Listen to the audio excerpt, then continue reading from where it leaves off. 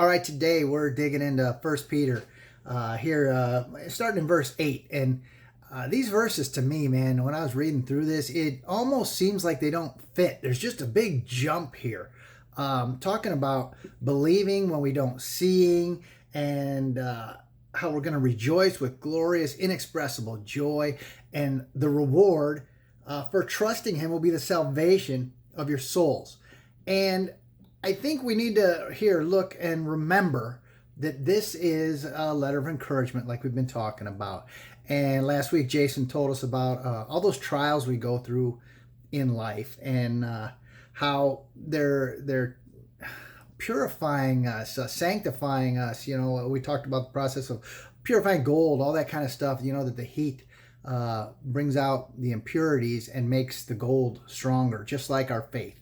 And when he jumps here and starts talking about this loving, that when you don't see him, obviously he's talking about Jesus. And you know, often a lot of people, I would say, who don't believe in God, one of their arguments is, have you ever seen him?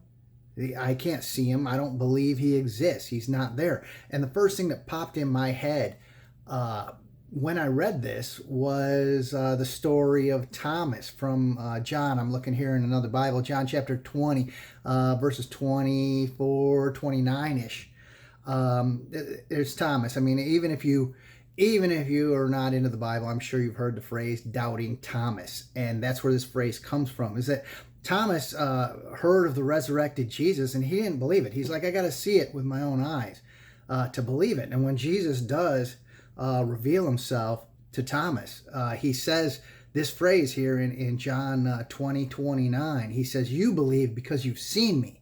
Blessed are those who believe without seeing me. And referencing back to these verses, that's meant to encourage this group of early Christians.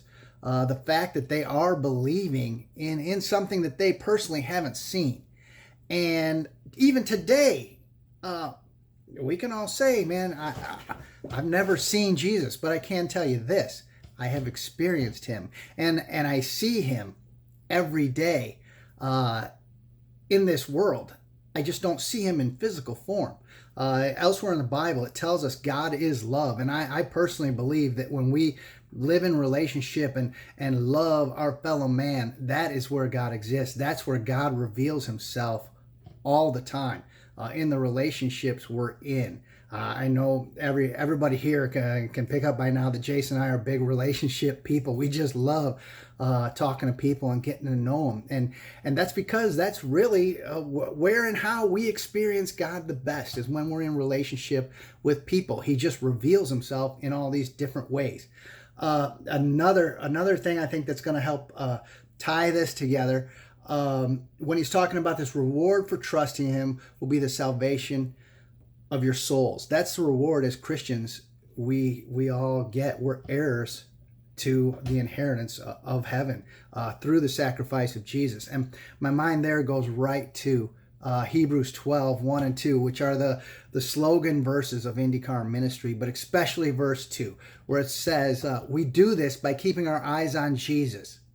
We do this by keeping our eyes on Jesus. And that, again, that's what Peter's talking about right here. As we go through all those trials that Jason told us about, if we keep our eyes on Jesus, that's going to help us get through as our faith is built and perfected. Going back to Hebrews 12:2, keeping our eyes on Jesus, the champion who initiates and perfects our faith. Because of the joy awaiting him, he endured the cross, disregarding its shame. And that's exactly it. Jesus endured the cross for us because of the joy awaiting him. And going back here to 1 Peter, the reward for trusting salvation will be salvation of your souls. We can go through these trials and tribulations because Jesus endured that for us. He is enjoying that reward awaiting him. We have the award awaiting us after we go through these. And that just fixing on that can make any situation we're going through a little more bearable, but just putting perspective in that.